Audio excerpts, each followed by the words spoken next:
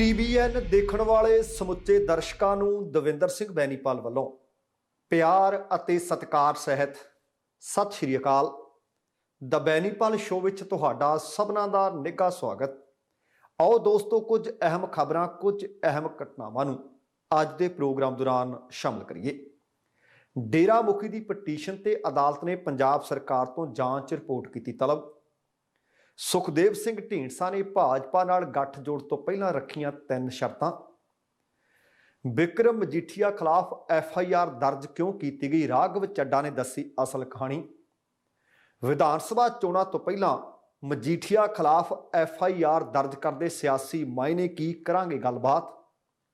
ਬੀਬੀ ਭੱਠਲ ਨੇ ਕੈਪਟਨ ਅਮਰਿੰਦਰ ਸਿੰਘ ਤੇ ਲਗਾਏ ਗੰਭੀਰ ਦੋਸ਼ ਅਤੇ ਪੰਜਾਬ ਦੇ DGP ਸੰਬੰਧੀ UPSC ਦੀ ਅਹਿਮ ਮੀਟਿੰਗ ਹੋਈ ਮੁਲਤਵੀ।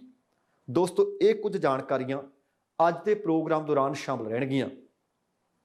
ਇਹਦੇ ਤੋਂ ਪਹਿਲਾਂ ਕਿ ਇਹ ਸਾਰੀਆਂ ਜਾਣਕਾਰੀਆਂ ਨੂੰ ਤੁਹਾਡੇ ਰੂਬਰੂ ਕਰਦੇ ਹਾਂ, ਵਿਸਥਾਰ ਦੇ ਨਾਲ ਇਹਨਾਂ ਦੇ ਉੱਤੇ ਗੱਲਬਾਤ ਕਰਾਂ, ਤੁਹਾਨੂੰ ਸਭਨਾਂ ਨੂੰ ਬੇਨਤੀ ਹੈ ਕਿ ਜੇਕਰ ਹਾਲੇ ਤੱਕ ਤੁਸੀਂ ਆਪਣੇ ਇਸ ਚੈਨਲ ਨੂੰ ਸਬਸਕ੍ਰਾਈਬ ਨਹੀਂ ਕੀਤਾ ਤਾਂ ਕਿਰਪਾ ਕਰਕੇ ਸਬਸਕ੍ਰਾਈਬ ਕਰਕੇ ਨੋਟੀਫਿਕੇਸ਼ਨ ਵਾਲੀ ਘੰਟੀ ਜ਼ਰੂਰ ਔਨ ਕਰ ਲੈਣੀ। ਦੂਸਰੀ ਬੇਨਤੀ, ਪ੍ਰੋਗਰਾਮ ਵੇਖਣ ਤੋਂ ਸੁਣਨ ਤੋਂ ਬਾਅਦ ਜੇਕਰ ਚੰਗਾ ਲੱਗਿਆ ਤਾਂ ਲਾਈਕ ਵਾਲਾ ਅਤੇ ਸ਼ੇਅਰ ਵਾਲਾ ਬਟਨ ਜ਼ਰੂਰ ਨੱਪ ਦੇਣਾ ਤੇ ਕਮੈਂਟ ਬਾਕਸ ਦੇ ਵਿੱਚ ਕਮੈਂਟ ਜ਼ਰੂਰ ਕਰਨੇ। ਤੁਹਾਡੇ ਦਿਲੋਂ ਧੰਨਵਾਦੀ ਹੋਵਾਂਗੇ। ਆਓ ਹੁਣ ਇਹਨਾਂ ਸਾਰੀਆਂ ਖਬਰਾਂ ਦੇ ਉੱਤੇ ਸਾਰੀਆਂ ਜਾਣਕਾਰੀਆਂ ਨੂੰ ਅੱਜ ਦੇ ਪ੍ਰੋਗਰਾਮ ਦੇ ਨਾਲ, ਇਸ ਪ੍ਰੋਗਰਾਮ ਦੇ ਵਿੱਚ ਵਿਸਥਾਰ ਦੇ ਨਾਲ ਵਿਚਾਰੀਏ। ਪੰਜਾਬ ਤੇ ਹਰਿਆਣਾ ਹਾਈ ਕੋਰਟ ਨੇ ਦਰਅਸਲ ਪੰਜਾਬ ਸਰਕਾਰ ਤੋਂ ਜਾਂਚ ਰਿਪੋਰਟ ਤਲਬ ਕੀਤੀ ਹੈ। ਉਹਦਾ ਕਾਰਨ ਹੈ ਕਿ ਬੇਅਦਬੀ ਮਾਮਲੇ ਦੇ ਵਿੱਚ ਹੁਣ ਤੱਕ ਵੱਖ-ਵੱਖ ਸੈੱਟ ਟੀਮਾਂ ਨੇ, ਜਾਂਚ ਕਮਿਸ਼ਨਾਂ ਨੇ ਆਪੋ ਆਪਣੀ ਜਾਂਚ ਰਿਪੋਰਟ ਤਿਆਰ ਕੀਤੀ ਹੈ ਤੇ ਹੁਣ ਤੱਕ ਦੀ ਜਾਂਚ ਦੀ ਪੂਰੀ ਸਟੇਟਸ ਰਿਪੋਰਟ ਹਾਈ ਕੋਰਟ ਦੇ ਵਿੱਚ ਪੇਸ਼ ਕਰਨ ਦੇ ਪੰਜਾਬ ਸਰਕਾਰ ਨੂੰ ਹੁਕਮ ਚਾੜੇ ਗਏ ਹੈ। ਹਾਈ ਕੋਰਟ ਨੇ ਦਰਅਸਲ ਜਿਹੜੇ ਹੁਕਮ ਦਿੱਤੇ ਨੇ, ਡੇਰਾ ਮੁਖੀ ਦੀ ਪਟੀਸ਼ਨ ਤੇ ਸੁਣਵਾਈ ਕਰਦਿਆਂ ਇਹ ਦੇ ਦਿੱਤੇ ਹੈ। ਡੇਰਾ ਮੁਖੀ ਗੁਰਮੀਤ ਰਾਮ ਰਹੀਮ ਸਿੰਘ ਨੇ ਪੰਜਾਬ ਸਰਕਾਰ ਤੋਂ ਬੇਅਦਬੀ ਮਾਮਲੇ ਦੇ ਵਿੱਚ ਦਰਜ ਜਿਹੜੀ ਮਾਮਲੇ ਸੀ ਉਹਨਾਂ ਦੀ ਜਾਂਚ ਦੀ ਅੱਜ ਤੱਕ ਜਿਹੜੀ ਜਾਂਚ ਕੀਤੀ ਗਈ ਉਹ ਸਿੱਟ ਤੋਂ ਕਰਵਾਈ ਗਈ ਹੈ। ਉਹਨੇ ਪਟੀਸ਼ਨ ਦਾਇਰ ਕੀਤੀ ਹੈ ਕਿ ਸਿੱਟ ਦੀ ਬਜਾਏ ਉਹ ਇਹ ਜਾਂਚ CBI ਤੋਂ ਕਰਵਾਉਣੀ ਚਾਹੁੰਦਾ ਹੈ। ਇਸੇ ਚੀਜ਼ ਨੂੰ ਆਧਾਰ ਬਣਾ ਕੇ ਉਹਨੇ ਪਟੀਸ਼ਨ ਹਾਈ ਕੋਰਟ ਦੇ ਵਿੱਚ ਦਾਇਰ ਕਰ ਦਿੱਤੀ। ਪਟੀਸ਼ਨ 'ਚ ਸਰਕਾਰ ਦੇ ਵੱਲੋਂ ਮਾਮਲੇ ਦੀ CBI ਜਾਂਚ ਦੇ ਹੁਕਮਾਂ ਨੂੰ ਵਾਪਸ ਲੈ ਜਾਣ ਨੂੰ ਵੀ ਚੁਣੌਤੀ ਦਿੱਤੀ ਗਈ ਹੈ। ਦਾਇਰ ਪਟੀਸ਼ਨ ਦੇ ਵਿੱਚ ਡੇਰਾ ਮੁਖੀ ਨੇ ਕਿਹਾ ਹੈ ਕਿ ਪੰਜਾਬ ਸਰਕਾਰ ਨੇ ਨਵੰਬਰ 2015 'ਚ ਬੇਅਦਬੀ ਮਾਮਲੇ 'ਚ ਦਰਜ FIR ਦੀ CBI ਜਾਂਚ ਦੇ ਹੁਕਮ ਦਿੱਤੇ, ਪਰ ਬਾਅਦ 'ਚ ਜਿਵੇਂ ਹੀ ਪੰਜਾਬ ਦੇ ਵਿੱਚ ਸਰਕਾਰ ਬਦਲਦੀ ਹੈ ਤਾਂ ਇਸ ਮਾਮਲੇ ਦੀ ਜਾਂਚ ਲਈ ਸੇਵਾ ਮੁਕਤ ਜਸਟਿਸ ਰਣਜੀਤ ਸਿੰਘ ਦੀ ਪ੍ਰਧਾਨਗੀ ਦੇ ਹੇਠ, ਅਗਵਾਈ ਦੇ ਹੇਠ ਇੱਕ ਜਾਂਚ ਕਮਿਸ਼ਨ ਦਾ ਗਠਨ ਕਰ ਦਿੱਤਾ ਜਾਂਦਾ ਹੈ ਅਤੇ ਬਾਅਦ ਦੇ ਵਿੱਚ ਅਗਸਤ 2018 'ਚ ਪੰਜਾਬ ਸਰਕਾਰ ਨੇ ਇਸ ਮਾਮਲੇ ਦੀ ਜਾਂਚ ਲਈ ਵਿਧਾਨ ਸਭਾ ਦੇ ਵਿੱਚ ਇੱਕ ਮਤਾ ਲਿਆਂਦਾ।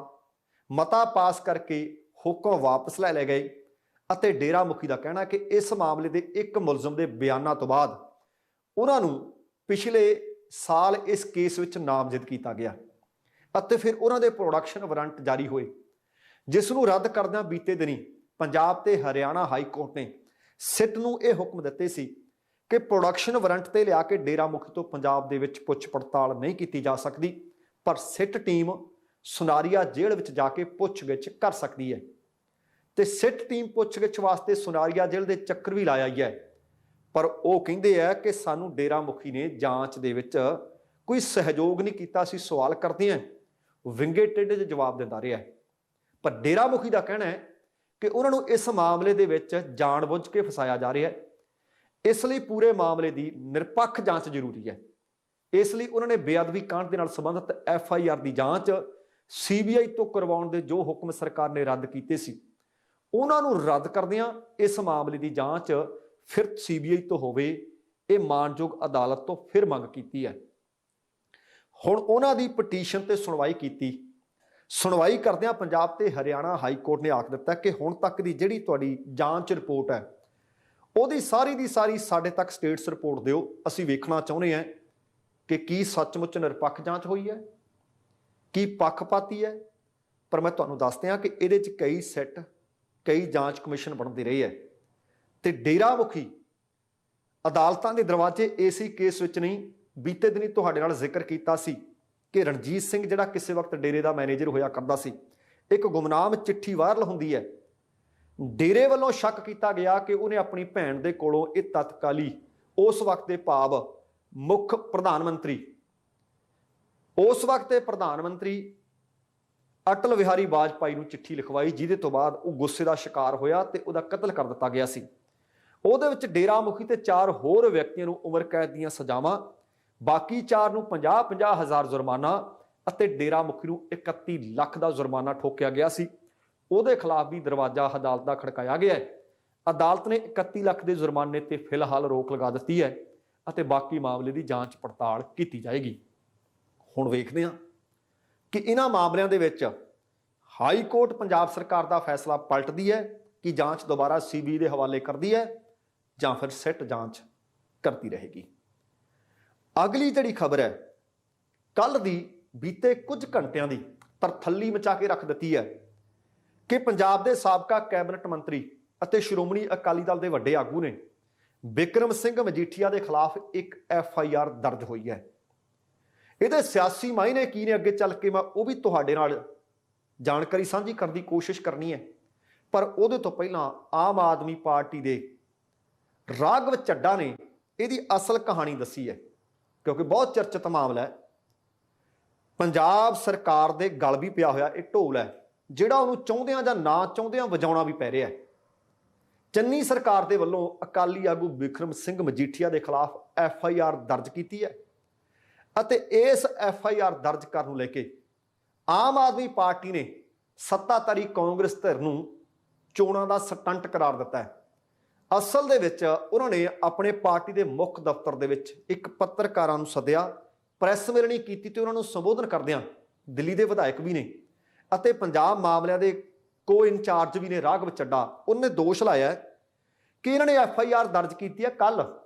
ਕਹਿੰਦੇ ਅਸੀਂ ਤਾਂ 8 ਦਸੰਬਰ ਨੂੰ ਦੱਸ ਦਿੱਤਾ ਸੀ ਤੇ ਪ੍ਰੈਸ ਕਾਨਫਰੰਸ ਕਰਕੇ ਦੱਸਿਆ ਸੀ ਕਿ ਪੰਜਾਬ ਦਾ ਮੁੱਖ ਮੰਤਰੀ ਚੰਨੀ ਤੇ ਦੂਸਰੇ ਪਾਸਿਓਂ ਜਿਹੜੇ ਹੁਣ ਇਸ ਵਕਤ ਮੁੱਖ ਮੰਤਰੀ ਬਣਨ ਦੇ ਸੁਪਨੇ ਲੈ ਰਹੇ ਨੇ ਅਤੇ ਸ਼੍ਰੋਮਣੀ ਅਕਾਲੀ ਦਲ ਦੇ ਪ੍ਰਧਾਨ ਨੇ ਸੁਖਬੀਰ ਸਿੰਘ ਬਾਦਲ, ਕਿ ਚੰਨੀ ਤੇ ਸੁਖਬੀਰ ਦੀ ਇੱਕ ਫਾਰਮ ਹਾਊਸ ਤੇ ਡੀਲ ਹੋਈ ਹੈ।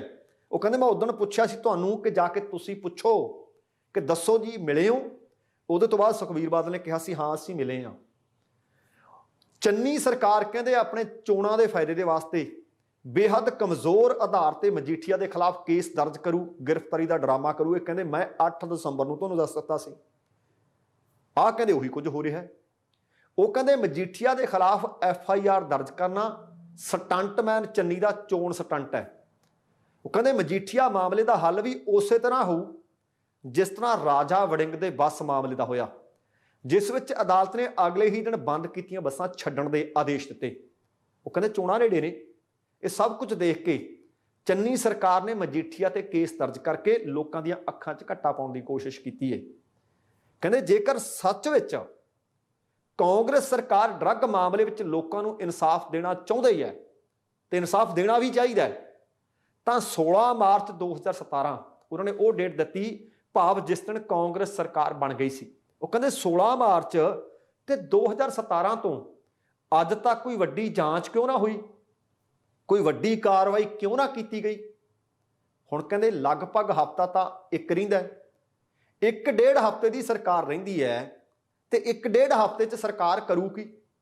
वो कहते दसंबर के अखीर च जां जनवरी के पहले हफ्ते चोण जाब्ता लग जाना।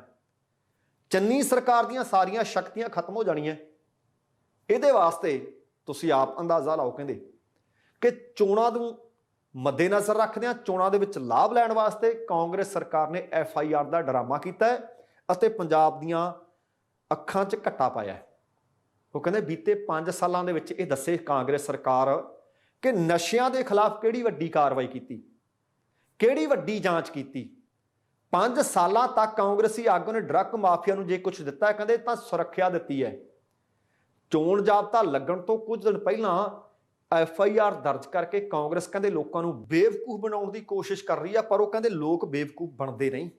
उन्होंने पता है कि सिर्फ तो सिर्फ एक चोण स्टंट है। उन्होंने ये भी कहा कि कांग्रेस सरकार दे विच पूरे पंजाब दे विच नशे का कारोबार शरेआम होंदा रहा है, नशे का कारोबार हो रहा है। ਨਸ਼ਿਆਂ ਦੇ ਸੌਦਾਗਰ ਬੇਖੌਫ ਘੁੰਮ ਰਹੇ ਨੇ। ਕਹਿੰਦੇ ਪਿਛਲੀ ਬਾਦਲ ਸਰਕਾਰ ਤੋਂ ਜ਼ਿਆਦਾ ਨਸ਼ੀਲੇ ਪਦਾਰਥਾਂ ਦਾ ਵਪਾਰ ਇਸ ਸਰਕਾਰ ਦੇ ਵਕਤ ਹੋ ਰਿਹਾ ਹੈ।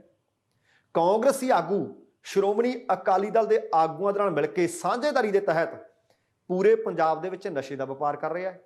ਕਹਿੰਦੇ ਆਗੂਆਂ ਤੇ ਮਾਫੀਆ ਦੇ ਵਿਚਕਾਰ 75 ਤੇ 25 ਦੀ ਸਾਂਝੇਦਾਰੀ ਚੱਲ ਰਹੀ ਹੈ। ਹੁਣ ਉਹ ਕਹਿੰਦੇ 75 25 ਇਹ ਵੀ ਮੈਂ ਦੱਸ ਦੇਣਾ ਜਾਂਦਾ ਕਿਹਦਾ ਕਿਵੇਂ ਕਿਹਦੇ ਕੋਲੇ ਹੈ। ਉਹ ਕਹਿੰਦੇ ਆਗੂਆਂ ਕੋਲ 75% ਤੇ ਮਾਫੀਆ ਦਾ ਹਿੱਸਾ 25% ਹੈ। ਉਹ ਕਹਿੰਦੇ ਬੇਅਦਬੀ ਤੇ ਡਰੱਗ ਮਾਮਲੇ ਦੇ ਵਿੱਚ ਕਾਰਵਾਈ ਨੂੰ ਲੈ ਕੇ ਮੁੱਖ ਮੰਤਰੀ ਚੰਨੀ ਜੇ ਬਹੁਤਾ ਨਹੀਂ ਤਾਂ 80 ਦਿਨਾਂ ਦਾ ਜੋ ਕੁਝ ਹੋਇਆ ਰਿਪੋਰਟ ਕਾਰਡ ਦੇ ਦੇਵੇ। 80 ਦਿਨਾਂ ਦੇ ਅੰਦਰ ਪੰਜਾਬ ਦੇ ਵਿੱਚ 2 ਏਜੀ ਬਦਲਤੇ, 3 ਵਾਰ ਡੀਜੀਪੀ ਬਦਲ ਦਿੱਤੇ। ਦਰਅਸਲ ਕਹਿੰਦੇ ਮੁੱਖ ਮੰਤਰੀ ਚੰਨੀ ਸਰਕਾਰ ਨਹੀਂ ਸਰਕਸ ਚਲਾ ਰਹੇ ਹੈ, ਪਰ ਪੰਜਾਬ ਦੇ ਲੋਕ ਚੰਨੀ ਸਰਕਾਰ ਦੇ ਚੁਣਾਵੀ ਸਟੰਟ ਵਿੱਚ ਫਸਣ ਵਾਲੇ ਨਹੀਂ, ਸਰਕਸ ਦੇਖਣ ਵਾਲੇ ਨਹੀਂ। ਕਹਿੰਦੇ ਲੋਕਾਂ ਨੂੰ ਪਤਾ ਕਿ ਚੋਣਾਂ ਤੋਂ ਠੀਕ ਪਹਿਲਾਂ ਮਜੀਠੀਆ ਤੇ FIR ਦਰਜ ਕਰਕੇ ਚੰਨੀ ਸਰਕਾਰ ਸਿਰਫ ਤੇ ਸਿਰਫ ਡਰਾਮਾ, ਸਿਰਫ ਤੇ ਸਿਰਫ ਕਾਰਵਾਈ ਦਾ ਦਿਖਾਵਾ ਕਰ ਰਹੀ ਹੈ। ਇਹ ਇਕੱਲੇ ਰਾਘਵ ਚੱਡਾ ਜਾਂ ਆਮ ਆਦਮੀ ਪਾਰਟੀ ਦਾ ਕਹਿਣਾ ਨਹੀਂ। ਜਿਹੜੇ ਸਿਆਸੀ ਪੰਡਤ ਨੇ, ਮੈਂ ਕੱਲ ਜਦੋਂ ਉਹਦੀ ਇਹ ਖਬਰ ਆਈ ਕਈ ਬੰਦਿਆਂ ਦੇ ਨਾਲ ਗੱਲ ਕੀਤੀ, ਉਹ ਕਹਿੰਦੇ ਕੀ ਹੋ ਜੂ ਹਫ਼ਤੇ 'ਚ, ਕੀ ਹੋ ਜੂ 10 ਦਿਨਾਂ 'ਚ। FIR ਕਿਤੇ ਇਕੱਲੇ ਮਜੀਠੀਆ ਦੇ ਖਿਲਾਫ ਹੀ ਹੋਈ ਹੈ ਤੇ ਨਾਲੇ ਤੁਸੀਂ ਇਹ ਦੇਖੋ ਕਿ ਕਿਵੇਂ ਕਿਸੇ ਨੂੰ ਪ੍ਰੇਤ ਨਜ਼ਰ ਆਉਣ ਲੱਗ ਪੈਂਦੇ ਨੇ। ਉਹ ਕਹਿੰਦੇ ਪਹਿਲਾਂ ਲਗਭਗ ਮਹੀਨੇ ਡੇਢ ਮਹੀਨੇ ਦੀ ਸਾਰੀ ਘਟਨਾਕ੍ਰਮ ਤੇ ਨਜ਼ਰ ਮਾਰੋ। ਕਦੇ ਸੁਖਬੀਰ ਬਾਦਲ ਪ੍ਰੈਸ ਕਾਨਫਰੰਸ ਕਰਕੇ ਕਹਿੰਦੇ ਆ ਕਿ ਭਾਈ ਇਹ ਬਿਕਰਮ ਮਜੀਠੀਆ ਨੂੰ ਗ੍ਰਿਫਤਾਰ ਕਰਨਗੇ, ਇਹਨਾਂ ਤੇ FIR ਦਰਜ ਕਰਨਗੇ। ਉਹ ਕਹਿੰਦੇ ਇਹਨਾਂ ਨੂੰ ਕਿਵੇਂ ਪਤਾ ਲੱਗ ਗਿਆ ਸੀ। ਕਦੇ ਬਿਕਰਮ ਮਜੀਠੀਆ ਕਹਿੰਦੇ ਨੇ ਮੈਨੂੰ ਫੜ ਲਵੇ, ਜੇ ਸੁਖਜਿੰਦਰ ਰੰਧਾਵਾ ਫੜਨਾ ਚਾਹੁੰਦਾ ਪਹਿਲਾਂ ਉਹਨੂੰ ਪੁਲਿਸ ਦੀ ਵਰਦੀ ਪਾਉਣੀ ਪਊ। ਕਦੇ ਮਹੇਸ਼ਿੰਦਰ ਸਿੰਘ ਗਰੇਵਾਲ ਪ੍ਰੈਸ ਕਾਨਫਰੰਸ ਕਰਦੇ ਆ, ਕਦੇ ਡਾਕਟਰ ਦਲਜੀਤ ਸਿੰਘ ਚੀਮਾ ਕਰਦੇ ਆ। ਕੰਮ ਕਰਨਾ ਹੈ ਕਾਂਗਰਸ ਪਾਰਟੀ ਨੇ, ਪੰਜਾਬ ਸਰਕਾਰ ਨੇ, ਤੇ ਪਹਿਲਾਂ ਹੀ ਸੁਪਨੇ ਆਈ ਜਾਂਦੇ ਸੀ ਮਜੀਠੀਆ ਸਾਹਿਬ ਨੂੰ। ਤੇ ਬੀਤੇ ਦਿਨੀ ਜਦੋਂ ਪੰਜਾਬ ਤੇ ਹਰਿਆਣਾ ਹਾਈ ਕੋਰਟ ਦੇ ਵਿੱਚ ਇਸ ਰਿਪੋਰਟ ਤੇ ਬਾਅਦ ਸੁਣਵਾਈ ਹੋ ਰਹੀ ਸੀ, ਉੱਥੇ ਮਜੀਠੀਆ ਸਾਹਿਬ ਦਾ ਵਕੀਲ ਕਹਿੰਦਾ ਸੀ ਕਿ ਸਾਨੂੰ ਜਾਣਬੁੱਝ ਕੇ ਫਸਾਇਆ ਜਾ ਰਿਹਾ ਹੈ। ਮਾਨਯੋਗ ਜੱਜ ਸਾਹਿਬ ਨੇ ਪੁੱਛਿਆ ਸੀ ਕਿ ਤੁਹਾਨੂੰ ਕਿਵੇਂ ਪਤਾ ਲੱਗ ਗਿਆ ਵੀ ਤੁਹਾਨੂੰ ਫਸਾਇਆ ਜਾ ਰਿਹਾ। ਤੇ ਇਹਦੇ ਤੋਂ ਬਾਅਦ ਕੈਪਟਨ ਅਮਰਿੰਦਰ ਸਿੰਘ ਦਾ ਬਿਆਨ ਆਉਣਾ ਕਿ ਰਿਪੋਰਟ ਦੇ ਵਿੱਚ ਮੈਨੂੰ ਪਤਾ ਹੈ, ਰਿਪੋਰਟ 'ਚ ਮਜੀਠੀਆ ਨਾਲ ਸੰਬੰਧਿਤ ਕੁਝ ਵੀ ਨਹੀਂ। ਹੁਣ ਜੇ ਸਵਾਲ ਪੈਦਾ ਹੁੰਦਾ ਹੈ ਕੈਪਟਨ ਸਾਹਿਬ ਨੂੰ ਪਤਾ ਸੀ ਤੇ ਬਾਕੀਆਂ ਤੇ ਕਾਰਵਾਈ ਕਿਉਂ ਨਾ ਕੀਤੀ, ਕਿਉਂਕਿ ਹਾਈ ਕੋਰਟ ਨੇ ਆਖ ਦਿੱਤਾ ਸੀ ਕਿ ਰਿਪੋਰਟ ਖੋਲਣ ਤੋਂ ਤੁਹਾਨੂੰ ਡੱਕਿਆ ਕਿਹਨੇ ਹੈ। ਹੁਣ ਇਹਦੇ ਸਿਆਸੀ ਮਾਇਨੇ ਕੀ ਨੇ ਇਹ ਤੁਸੀਂ ਵੀ ਜਾਣਨਾ ਚਾਹੁੰਦੇ ਹੋਵੋਗੇ। ਪੰਜਾਬ ਦਾ ਹਰ ਇੱਕ ਵੋਟਰ, ਹਰ ਇੱਕ ਪਾਰਟੀ ਦਾ ਸਪੋਰਟਰ ਵੀ ਜਾਣਨਾ ਚਾਹੁੰਦਾ ਹੋ, ਕਿਉਂਕਿ ਐਨ ਚੋਣਾਂ ਦਾ ਵਕਤ ਹੈ। 2 ਹਫ਼ਤੇ ਰਹਿੰਦੇ ਹੈ ਸਰਕਾਰ ਦੇ। 2 ਹਫ਼ਤੇ ਪਹਿਲਾਂ ਪੰਜਾਬ ਸਰਕਾਰ ਨੇ ਅਚਾਨਕ ਮਜੀਠੀਆ ਦੇ ਉੱਤੇ ਕੇਸ ਦਰਜ ਵੀ ਕੀਤਾ ਤੇ ਤਰਥੱਲੀ ਵੀ ਮਚਾਈ ਹੈ। ਭਾਵੇਂ ਉਹਨੂੰ ਦੱਸਿਆ ਜਾ ਰਿਹਾ ਕਿ ਕਾਨੂੰਨੀ ਕਾਰਵਾਈ ਹੈ, ਪਰ ਇਹ ਸਿਆਸੀ ਮਾਇਨੇ ਵੀ ਨਾਲੋਂ ਨਾਲ ਕੱਢੇ ਜਾ ਰਹੇ ਹੈ।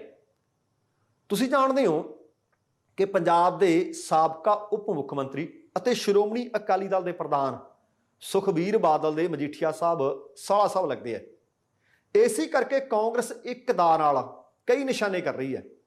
ਇੱਕ ਤਾਂ ਮਜੀਠੀਆ ਨੂੰ ਫਸਾਉਣ ਦੀ ਕੋਸ਼ਿਸ਼ ਹੈ, ਪੰਜਾਬ ਦੇ ਲੋਕਾਂ ਦੀਆਂ ਅੱਖਾਂ 'ਚ ਘੱਟਾ ਪਾਉਣ ਦੀ ਕੋਸ਼ਿਸ਼ ਹੈ, ਤੇ ਦੂਸਰਾ ਪੂਰੇ ਬਾਦਲ ਪਰਿਵਾਰ ਨੂੰ ਘੇਰਨ ਦੀ ਤਿਆਰੀ ਵੀ ਹੈ।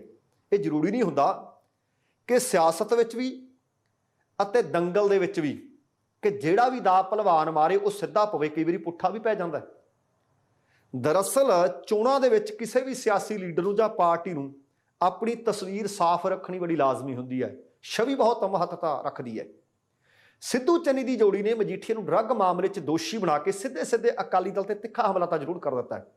ਹਾਲਾਂਕਿ ਮੈਂ ਜਿਸ ਤਰ੍ਹਾਂ ਦੱਸ ਰਿਹਾ ਕਿ ਉਹਨਾਂ ਦਾ ਦਾਅ ਸਿੱਧਾ ਪੈਂਦਾ ਜਾਂ ਪੁੱਠਾ, ਇਹ ਆਉਣ ਵਾਲੇ ਸਮੇਂ ਨੇ ਦੱਸਣਾ ਹੈ। ਪਰ ਸਰਕਾਰ ਦੇ ਵੱਲੋਂ ਅੱਗੇ ਦੀ ਕਾਰਵਾਈ ਕੀ ਹੁੰਦੀ ਹੈ, ਇਹ ਸਾਰਾ ਕੁਝ ਉਹਦੇ ਤੇ ਵੀ ਨਿਰਭਰ ਕਰਨਾ ਹੈ। ਜੇਕਰ ਸਿਰਫ ਇੱਕ ਕੇਸ ਦਰਜ ਕਰਕੇ ਖਾਨਾ ਪੂਰਤੀ ਸਾਬਤ ਹੋਈ ਤਾਂ ਇਹ ਦਾਅ ਸੰਭਵ ਹੈ ਕਿ ਕਾਂਗਰਸ ਨੂੰ ਪੁੱਠਾ ਪਊ, ਪਰ ਜੇ ਕਾਰਵਾਈ ਸਖਤੀ ਨਾਲ ਕੀਤੀ ਤਾਂ ਉਹਨਾਂ ਦੇ ਹੱਕ 'ਚ ਜਾ ਸਕਦਾ ਹੈ। ਪਰ ਅਕਾਲੀ ਦਲ ਹੁਣ ਉਹਨਾਂ ਦੀ ਪਿੱਠ ਤੇ ਖੜਾ ਹੈ ਤੇ ਸ਼੍ਰੋਮਣੀ ਅਕਾਲੀ ਦਲ ਦੇ ਵਿੱਚ ਮਜੀਠੀਆ ਦਾ ਇੱਕ ਵੱਡਾ ਚਿਹਰਾ ਹੈ। ਮਾਝੇ ਦਾ ਉਹਨੂੰ ਜਰਨੈਲ ਆਖਿਆ ਜਾਂਦਾ ਤੇ ਮਾਝੇ ਦੇ ਵਿੱਚ 25 ਵਿਧਾਨ ਸਭਾ ਦੀਆਂ ਸੀਟਾਂ ਨੇ।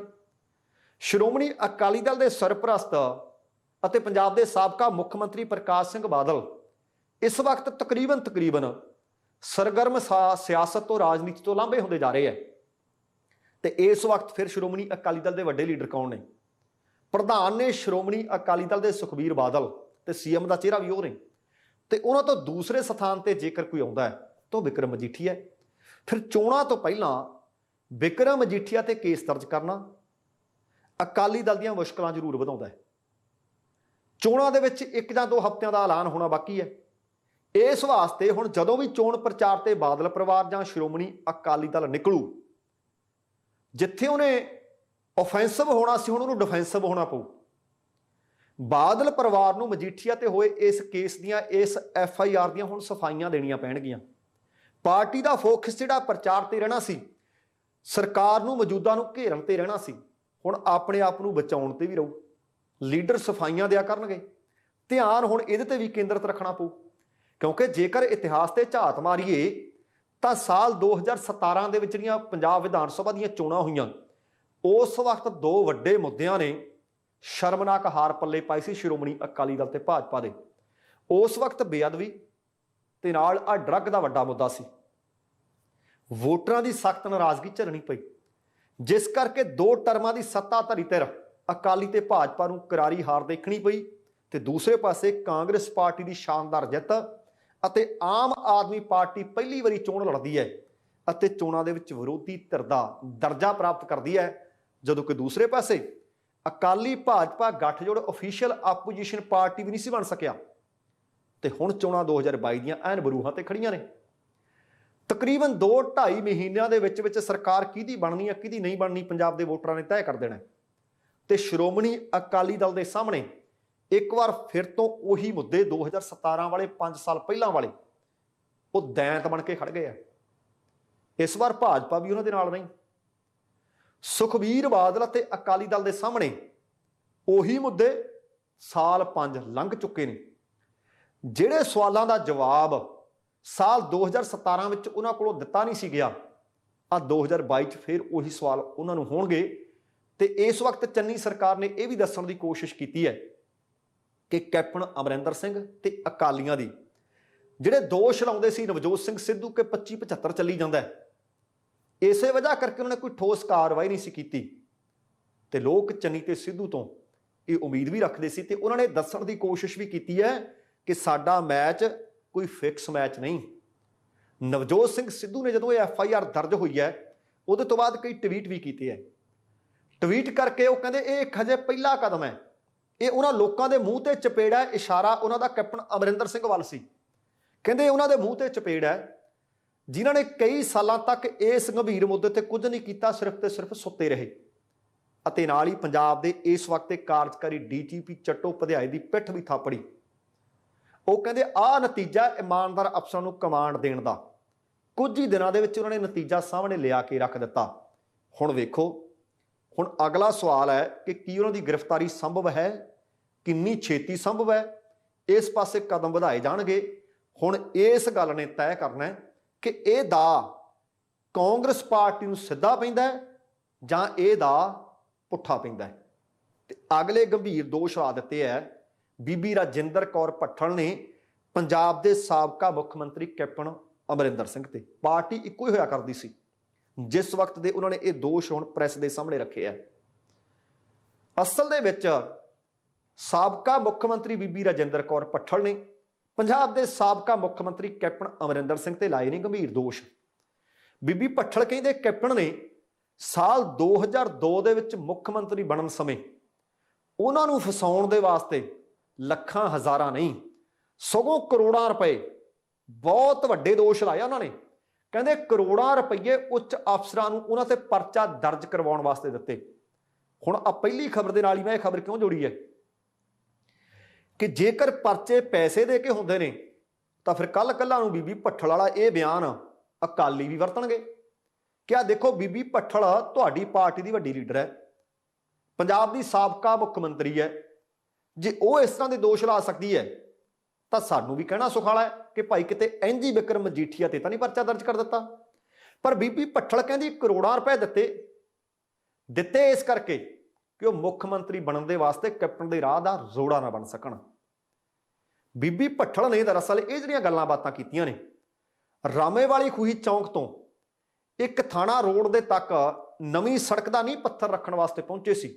ਉੱਥੇ ਪੱਤਰਕਾਰਾਂ ਨੇ ਪੁੱਛ ਲਿਆ, ਕੈਪਟਨ ਅਮਰਿੰਦਰ ਸਿੰਘ ਦੇ ਬਾਬਤ ਪੁੱਛ ਲਿਆ। उन्होंने उस वक्त इस गल का खुलासा किया कि कैप्टन अमरिंदर सिंह बारे की पुछदे हो, उन्हें तो मैनू पैर पैर ते फसाउण दीआं गोंदां गुंदियां। पर हुण तुसीं देखो, ਇਹਦਾ मतलब कानून नूं अपने तरीके नाल कोई भी मुख्यमंत्री आवे चलन नहीं दिंदा। बस दुख इसी गल दा। ते हुण उम्मीद सी कि यूपीएससी की मीटिंग सी, पंजाब नूं एक पक्का डीजीपी मिल जूगा, पर पता लग्या कि मीटिंग ही मुलतवी हो गई।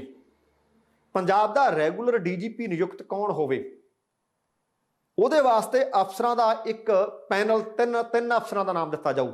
3 अफसर सिलैक्ट करके पंजाब सरकार नूं भेजने सी। उहदे वास्ते यूपीएससी की मीटिंग सी ते मुलतवी हो गई है। ते नाल अगली मीटिंग कदों होगी उहदी तरीक बारे भी कुछ नहीं दस्सिया गया। शायद तुहानूं याद होना है कि 3 मैंबरी पैनल की चोण के वास्ते यूपीएससी ने 5 अक्तूबर कट ऑफ डेट रखी है, जिहदे तो बाद पंजाब सरकार दे वल्लों जिहड़े 10 अफसरां की सूची भेजी सी, उहदे विच्चों 3 अफसरां दे नाम कट दिते, जिन्हां दे विच मौजूदा कार्यकारी डीजीपी चट्टोपाध्याय साहब, रोहित चौधरी भी शामिल ने।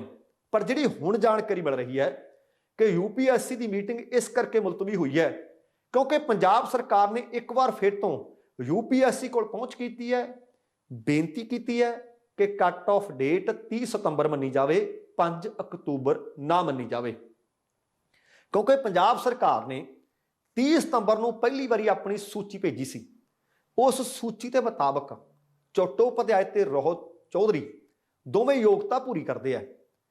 असल दे विच पंजाब दे जिहड़े नवें डीजीपी ने वो कौन होवे, उन्होंने लैके खिच्चोताण लगातार वध रही है, क्योंकि पैनल ते सरकार के विचकार कट ऑफ डेट को लैके हाले तक सहमति नहीं बनी।